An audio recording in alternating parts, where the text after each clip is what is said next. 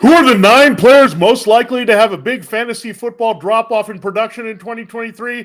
It's time to break it down as we rank another top 9 here on Locked On Fantasy Football. Are Locked On Fantasy, your daily NFL fantasy podcast. Part of the Locked On Podcast Network. Your team every day.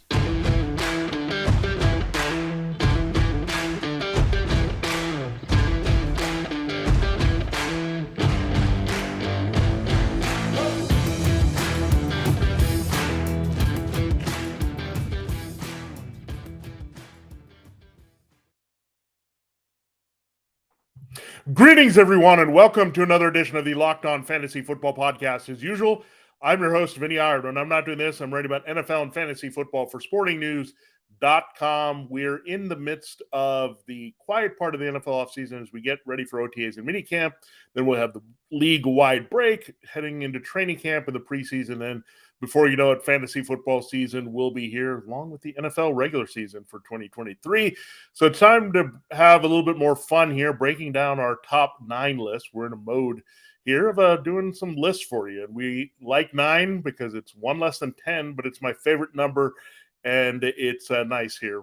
3 players per segment we can break down for you, or 3 things that we are just looking at the league that we want to bring to you. So here we got to follow up what we talked about yesterday, looking at the players that are in for rebound or comeback type seasons. We're going to look at the players in for a drop-off based on where they were. We're going to only go after the high scores in fantasy. That means starters there that we're looking at, whether they're QB1 in the top 12, RB1 and 2 in the top 24, and then wide receivers in the top 36, as well as tight end. There are a lot of drop-off that we need to look at. So we'll examine players across positions. We'll count down up from number 9 to number 1, the most likely player to have the biggest drop-off here in 2023. Thanks again for making Locked On Fantasy Football your first listen. Subscribe and follow for free wherever you get your podcast. We're part of the Locked On Podcast Network, your team every day, your fantasy football team every day. All right, let's dive right in. Number 9 is our only tight end, because I looked at the tight end list. There wasn't a lot that you're going to look at, okay, that we're going to bring down Travis Kelce or Mark Andrews or Dallas Goedert. Just not going to go that way. And Taysom Hill, a little bit too obvious, right? He was a gadget player. They're not looking at him, of course, in New Orleans as a starter anymore with Derek Carr there. So he's an obvious not value person, as well as Juwan Johnson. That situation in New Orleans changing a little bit. So we're going to focus on a tight end that might have surprised some people with his top 10 finish last year. Was Cole Kmet of the Bears. He had to be relied upon more because they didn't have a lot going. They had Darnell Mooney have an injury there at wide receiver. Chase Claypool only came along in midseason. Justin Fields was running a lot, not throwing too many balls deep. Kmet was a good security blanket, and really the tight end scoring as a whole was down, so that made Cole Kmet, in relation to that, pretty viable player that you could look at. So Kmet, we've been talking about him as a guy that we've liked in fantasy. He came through last year, not maybe the consistent player that we're looking for at that position, but still had the numbers to back it up as a tight end 1. But this year it's not going to be as good, because now you have Chase Claypool for a full year. You've got Mooney healthy. You've got DJ Moore about to eat up targets. And don't forget, this team also signed Robert Tonyan. And this is critical because Tonyan has some experience in this offense. Luke Getsy was in Green Bay, so they have familiarity there with Robert Tonyan, the offense, a good athlete, good player in terms of receiving in his own right. And that's the thing. It's not like they added a blocking tight end here. It is someone that can compete for key targets with Cole Kmet. So not really a very good offseason for him. Again, the Bears should also open up the passing game a little bit more, trust in Justin Fields to get the ball to the wide receivers. So it all lines up against Cole Kmet here. So, yeah, he's not going to be a tight end 1 again. It was fun while it lasted, but the new offense takeover last year, and it really helped him. But now they're adding Tonyan. They've got Moore, who now Justin Fields is established as his new go-to guy over Mooney and Claypool. So let's watch that develop. But it's not looking very good for Cole Kmet to come close to his production from 2023 as a tight end 1. Number 8 is Daniel Jones. And look, I know that Daniel Jones has a bit of that cheat code going on with his running and he's in a good offensive system with Brian Dable and Mike Kafka. I just don't trust the receivers all that much. I don't know if Jalen Hyatt is the best fit for what he can do, or Paris Campbell for that matter. So these are speed, quickness type receivers. They're not like bona fide number ones, like a DeAndre Hopkins, veteran type that comes in and just like eats up, or Stephon Diggs, that type of situation that developed for Dable in Buffalo. It's more piecemeal, put it together with these receivers. You got Darren Waller, you're not sure if he can stay healthy. I just think it's going to be hard for Daniel Jones to repeat QB1 status, also because of those rising quarterbacks. We talked about Aaron Rodgers and Russell Wilson, Deshaun Watson. These guys could push Daniel Jones out of the top 12 for sure. So Jones is going to have some value here, but in relation to the rest of the quarterbacks, there's going to be a drop-off where you're not going to feel him as a QB1. It's just hard to duplicate that. Now, when you look at Geno Smith's numbers, you would say, okay, he might be a candidate to drop off because he's Geno Smith, but they added a receiver there in Seattle in Jackson Smith-Njigba. It's a rising team with a good offensive line and a lot of scoring here. We know they have DK Metcalf, Tyler Lockett, and JSN. Daniel Jones, again, is trying to make it work with Sterling Shepard and Darius Slayton again, now with Campbell and Hyatt in the mix, and Isaiah Hodgins. We'll see about what Waller can do. But on paper, the Giants look a little bit better at wide receiver, tight end. But in reality and execution, you're thinking that Jones is going to be curbed a little bit, especially if he also doesn't run as much. So he comes in as the number 8 most likely player to drop off in fantasy football in 2023. Number 7 is Kirk Cousins. That's about where he finished at quarterback scoring last year, but too many weapons not there. No Adam Thielen. That was a big part of Cousins' production last year. I know he has TJ Hawkinson and Justin Jefferson, of course, as the lead number 1. KJ Osborne is a pretty good number 2 receiver. But overall, I just don't like Cousins here because, again, not going to give you the running. We talked about Watson, Wilson, Rodgers, some people behind that could have big years. Don't sleep on Jordan Love. Derek Carr could put up some numbers here. So I don't think he's a very good value here to go after Kirk Cousins. Again, the touchdowns are going to drop off. Jefferson's not a big scorer. Thielen was a big red zone guy for the Vikings. This offensive line's not bad. They have Brian O'Neill and Christian Darrisaw. They're pretty good at the tackles, but can struggle elsewhere. I think the offense might take some lumps if the running game is not as reliable here.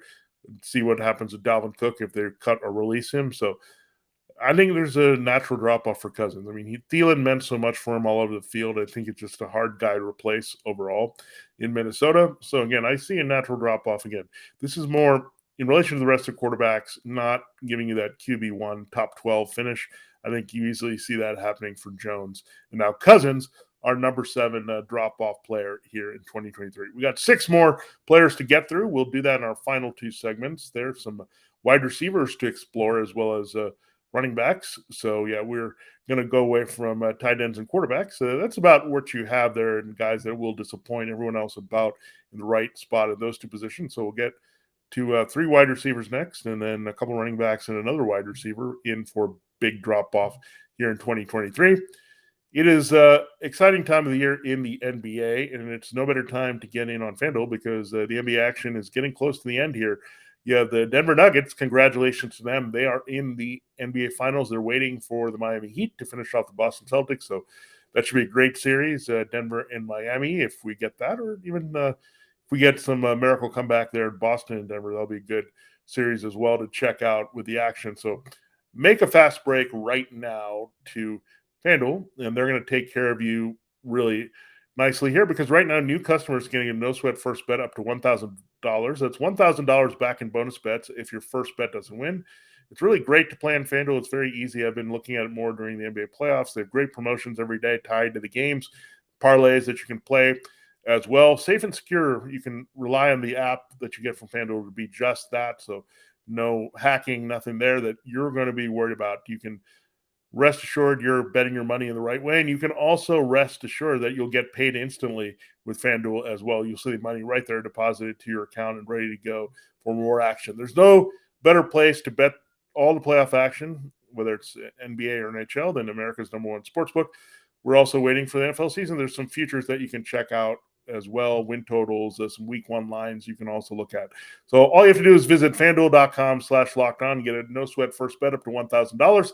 That's FanDuel.com/lockedon. There, FanDuel, an official sports betting partner of the NBA and the sponsor of this podcast, as well as shows all across the Locked On network. It is time to continue the show and break down the the players most likely to have a big drop-off in fantasy football production in 2023. We had number 9, Cole Kmet, Bears tight end. Number 8 was Daniel Jones, Giants quarterback.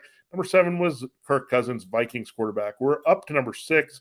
I'm a little cautiously optimistic that it won't be so disastrous here with this player's numbers dropping off, but it is hard. When you lose the GOAT, Tom Brady, as your quarterback, it's going to be hard. Mike Evans is on this list. Now, Mike Evans finished really high last year, scoring consistently. He's been a 1,000-yard machine for the most part, good receptions that you can count on. But he's inconsistent. We know that. He's a little bit big play dependent. He's a little scoring dependent. Now you lose Tom Brady. You're trying to figure out if Baker Mayfield's going to have the same chemistry with Mike Evans. We also know Mayfield is not the best at pushing it downfield efficiently. So that's not good for Evans. And they've already talked about Chris Godwin in a monster inside-outside role as the new number 1. So I think Godwin, bump him up for sure. Evans, you got to keep sliding down. I think it's kind of insane that he was a wide receiver 1 last year, but not again this year. I just don't think it's happening in half-point PPR or full point this time. I mean, keep in mind that he's not necessarily a volume guy. He's a big play guy. And I don't know if those big plays and touchdowns are going to come as often. So you're already leaning against him a little bit in PPR and half-point PPR. And now if you get Mayfield reeling on the running game and spreading the ball around, short to intermediate routes, that's not going to help Evans. So Evans' only hope here is to really pad his stats with touchdowns. But I just can't see that high borderline wide receiver 1, 2 production that we saw from Mike Evans in the past. It's just not great with the quarterbacks. And again, Godwin looks like the clear go-to guy. I think they'll use more the tight end Cade Otton. They have pretty good pass-catching backs. They're adding a little bit depth at wide receiver, so we'll see how it plays out. But it's not really good right now for Mike Evans. A little bit too big play, touchdown, and big game dependent for me there. And that's why he's hit a drop-off without Brady throwing him the ball all over the field, downfield in key situations. So he's number 6. Number 5 is Brandon Ayuk. He had a big year last year, but Deebo Samuel, again, more injury issues there. George Kittle was out there. I don't see Ayuk repeating this high-level production right there as a wide receiver 1. Just not going to happen. There's too many guys there. Deebo, George Kittle, Christian McCaffrey now here for a full year as a key pass catcher for whoever's a quarterback. That's also the concern. Brock Purdy has the elbow. Trey Lance, we don't know what they're going to do with him. You have Sam Darnold, so that could all be factors here to limit Ayuk's production. Again, I think Samuel's the better overall player, and that helps him having a little bit more juice overall in this 49ers offense is going to hurt Ayuk with more mouths to feed. So I can't recommend it, especially with McCaffrey and Kittle on top of Deebo Samuel really helping to produce in that passing game. So Ayuk definitely slides here out of borderline wide receiver 1 status to number 5 is the most likely player to drop off on our list. Number 4, as we mentioned, 3 wide receivers were coming. He is Tyler Lockett. So we talked about how this was great for Geno Smith, having a third key receiver in the first rounder, Jackson Smith-Njigba. You can line up inside or outside. He's got a lot of Lockett's capacity in him, only a younger body. Lockett, getting a little older, has been very consistent in fantasy football. I just don't think you can get another wide receiver 1 type season out of him. I just don't think it's coming because you got JSN, you got DK Metcalf, you got the tight ends. Geno Smith did a great job of getting the ball to Lockett last year, but more competition. If they use 11 personnel, it also makes the receivers a little bit more equal in terms of their routes and hands. I think Lockett is a little bit equal to what they can get with Jackson Smith and the Jigba, where you have a separation. DK Metcalf, so totally different animal, but he is a guy that can stretch the field and make big plays. You got that. He's just a total beast downfield, while you have Lockett and Jackson Smith and Jigba, they're more jackrabbity types, get them in the open field, play them inside outside. So I think that's how you're looking at it with this receiving core, and Lockett's bound to drop off. I think, again, DK Metcalf's fine because he's DK Metcalf, 6'4", sculpted like a god. He's going to make some catches here no matter what, and he's going to be fully trusted. And I think having JSN is going to really help Metcalf, where I think it's going to cut a Lockett just because the targets and similar situations are going to be looked at. So definitely Tyler Lockett comes in as number 4. Very good fantasy receiver. I still see him no more than a wide receiver 2, 3 borderline here dropping off. So there's still that, but he's definitely going to drop off from the elite wide receiver 1 status here in 2023. All right, there you have it. We still have 3 more players. The players most likely to have the biggest drop-offs in 2023. 3 more receivers we just talked about. So Mike Evans at number 6, Brandon Ayuk at 5, and Tyler Lockett at 4. So who will be in the top 3? These are guys that are going to disappoint from what they did last year. We have a good list for you to close it out here. Thanks again for making Locked On Fantasy Football your first listen to every day. Every day, a special shout out to you as you're here every day of the week to get our fantasy football insight on the show. So looking forward to it. We'll have another fun top 10 list for you tomorrow there as we continue the series, and we'll have another one where we also look at the core questions of all 32 teams heading into training camp preseason. So we'll have all that good stuff for you here. So check it out here on the Locked On Network and Locked On Fantasy Football. All right, it is time to close the show and reveal our top 3 candidates for the biggest drop-off here. Joe Mixon comes up. He finished as a RB1 and half-point PPR number 12. He's effective, but they're already looking at Chase Brown, the rookie that they have out of Illinois. You also have one guy they like in Trevion Williams out of Oklahoma.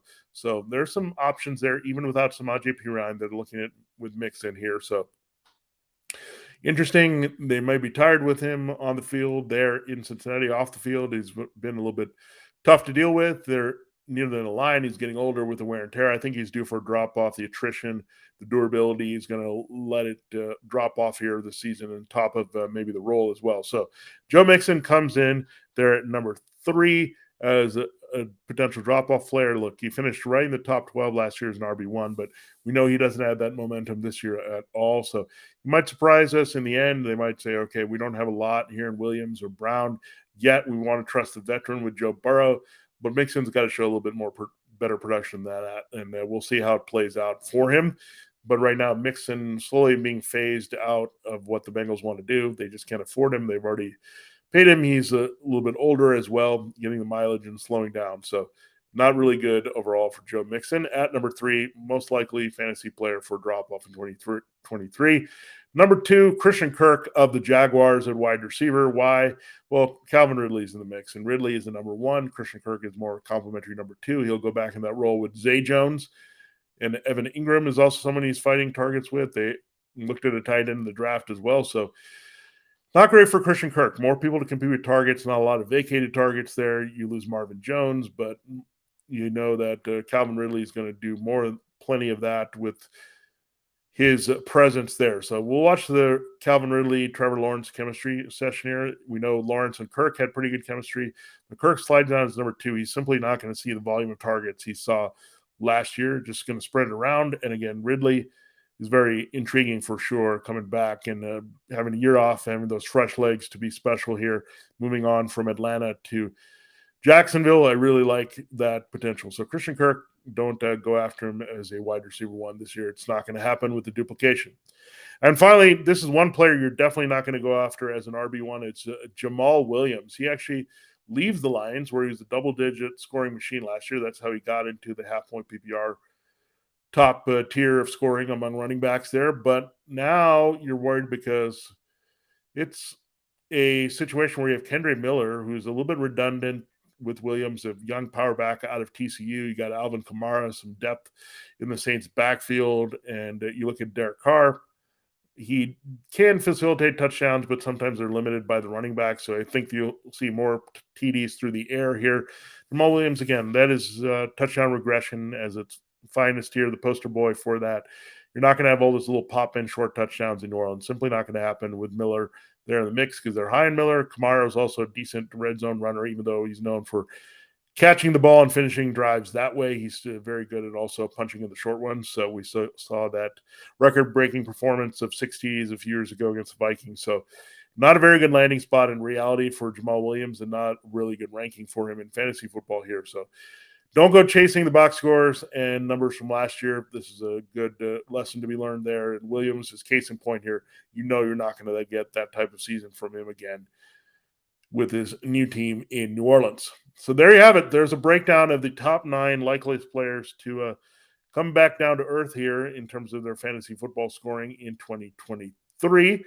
We are here for you, Locked On Fantasy Football. Check us out every day for our next top 9 list tomorrow. Subscribe and follow for free. If you're new to the podcast, on wherever you get your podcast, whether it's iTunes or YouTube, we've got you covered there with music on Apple. So all that good stuff here. They got your show up there. Any favorite show you liked on the network. We're part of Locked On Podcast Network. Your team every day, your fantasy football team every day. For Locked On Fantasy Football, this has been Vinnie Iyer. Have a great rest of your day, and we'll be back tomorrow with another top 9 offseason list for you to break down.